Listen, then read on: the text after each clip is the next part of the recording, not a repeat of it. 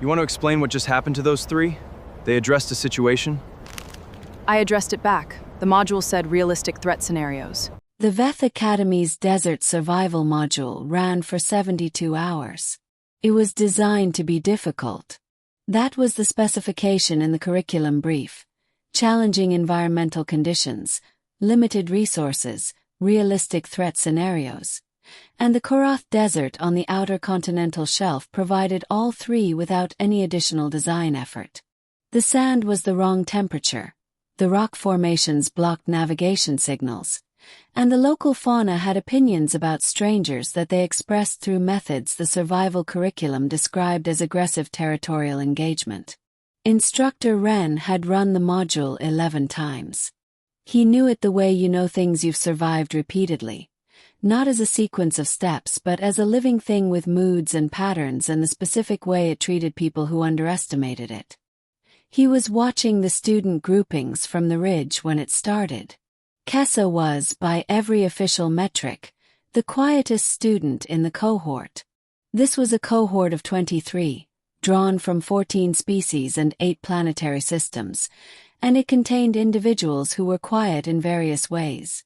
Methodically quiet, strategically quiet, the particular silence of species whose primary communication was not verbal. Kessa was quiet differently. She moved through the training facility and the shared spaces and the module preparation sessions the way background elements move. Present, functional, unnoticed by default. She was Velsora. The entry in her student file described the species as semi-crystalline, cave-dwelling, photosensitive. There was a notation that she had requested minimal sun exposure accommodation, which had been granted. There was no notation about anything else, because nothing in her file indicated that anything else was relevant. Ren had not paid her particular attention. 23 students. 72 hours. He paid attention where attention was indicated. It was indicated, he would later reflect, in entirely the wrong direction. The targeting started on hour 6. 3 students, Veldron twins named Kesov and Leth, and a karate named Rex who was large in the way that karate males were large, which was the specific way that problems became larger problems, had apparently decided that the module's resource scarcity element would be easier to manage if it was asymmetrical. They had been moving through the groupings since the first camp, taking small things from smaller people in the specific manner of those who understood the difference between what was prohibited and what was merely unwitnessed. Kessa was on their list by hour 8. Ren picked this up from a distance, reading body language across 200 meters of desert floor. The triangulation, the approach angles, the positioning that looked casual and wasn't. He started moving toward the situation. Standard intervention procedure. He had broken up 4 of these in 11 modules and they all had the same shape. This one had a different shape. Kesov reached Kessa first. Said something. Ren was close enough by then to read the posture of it. The particular lean of someone making a demand while framing it as a request. Kessa looked at him. She had been sitting in the sand, partially reclined against a rock formation, eating from her ration pack.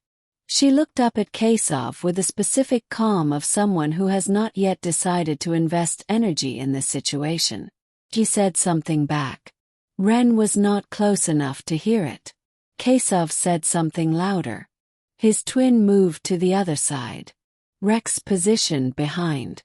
3 points, 1 target. The classic configuration. Kessa looked at each of them in sequence. Then she looked at the sand around her. Then she did something with her shoulders. A small motion, almost a sigh, that Ren read as resignation. He was wrong about what it meant. She put her ration pack down. She placed both palms flat on the desert sand. And then she simply settled. The word that came to Ren later, trying to describe it, was settled. Like something that had been held upright by an effort that had just been released. The crystalline formations on her head, the ones the student file called photosensitive structures, shifted. Not visibly to the naked eye. But the quality of the light around her changed. Then the sand moved. What happened next took approximately 4 seconds. Ren watched all of it from 40 meters, moving at full speed and arriving at approximately 3 seconds too late to have done anything about it. The sand within a 3-meter radius of Kessa behaved in a way that sand does not typically behave.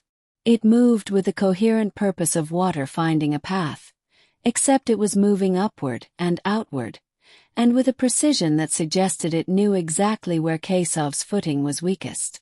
All 3 of them went down at the same moment. Not injured. The sand caught them with the same purposefulness with which it had moved them, setting them down in positions that were undignified but entirely unharmed. Then it settled back to desert floor. Flat, still, as if nothing had happened. Kessa picked up her ration pack and resumed eating. Ren arrived. He looked at Kesav, who was sitting in the sand with the expression of someone rebooting. Leth doing the same. At Rex, who was the most experienced of the 3 and was, accordingly, the most aware of what had just occurred and the most interested in being somewhere else. Then he looked at Kessa. She looked back at him with the same calm she had directed at the other 3. Her golden amber eyes in the desert light caught something that was not quite amusement and was not quite apology. A middle thing. They weren't harmed, she said. No, Ren said. The module specification says realistic threat scenarios, she said. I addressed a realistic threat scenario. Ren looked at the perfectly flat sand. At the 3 students sitting in it. At the crystalline structures on her head that were now exactly as still as they had been before. The student file, he said carefully, describes your species as semi-crystalline and cave-dwelling. Both accurate, she said. It does not describe, he stopped. Started again. What exactly are the crystals for? She considered the question with the thoughtfulness of someone deciding how much of a true thing to say. On our world, she said, we are the apex predators of the deep cave systems. The crystal's red substrate. Any substrate, sand, rock, soil, water. Within approximately 5 meters.